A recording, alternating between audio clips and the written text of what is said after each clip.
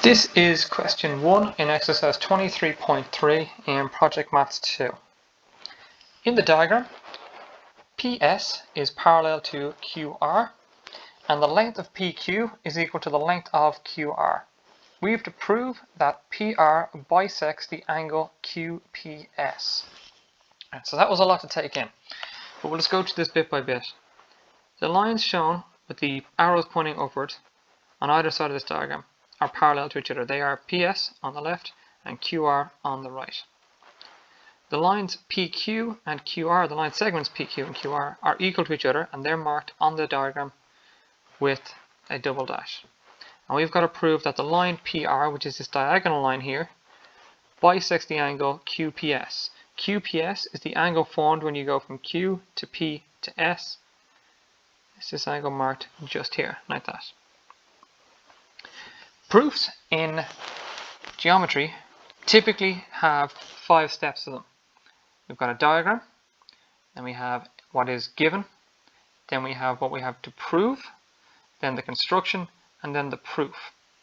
Now our diagram is already given to us, so we don't need to go with that step. Our given, when we're doing this proof,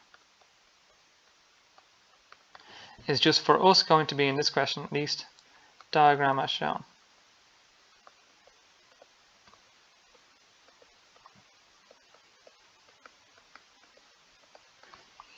Okay, our to prove.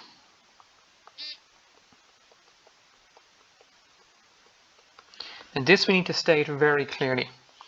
So if we're trying to prove that PR bisects the angle that has been marked, what we're trying to prove is that the angle SPR is equal to the angle QPR. So we have to write that down. So we're being asked to prove that the angle SPR is equal to the measure of the angle QPR. Like that. So that's what we're being asked to prove. I'm going to mark those two angles with a dot on our diagram just so we can see them. Okay, next up we've got our construction. Now in this particular case we don't need to construct anything. In other questions your construction part might be something like a line that needs to be drawn in order to follow further angles or lines off, but for this case we don't have any construction for this particular proof. So we can just jump straight into the proof part of this. So when we're trying to prove something like this in geometry, we have to first of all start by relating any sides and angles that we can to each other and see if we can get to a point where we can equate the two angles in particular, in this case, that we're trying to equate to each other by different means. So we'll start off with something that we can show is equal to each other. Since the lines PQ and QR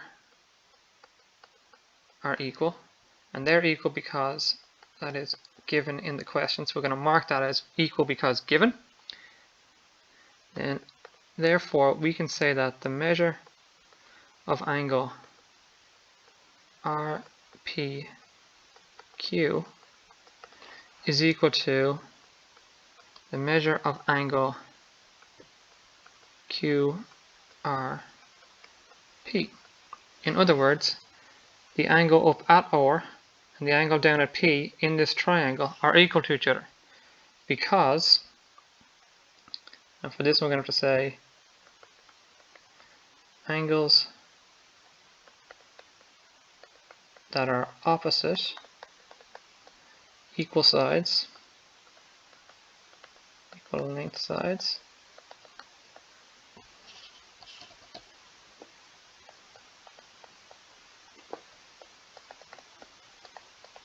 in a triangle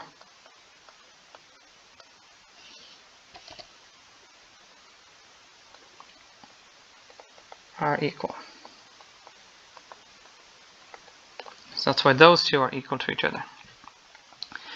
But we can also say that the angle up at R in our side arc triangle is equal to the angle SPR. So that would be just marked with a circle up here and marked with a circle down here. They are equal to each other. And we'll say why in just a second. So the measure of angle PRQ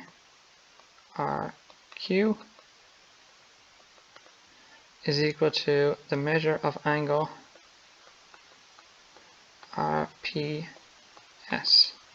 because they are alternate angles.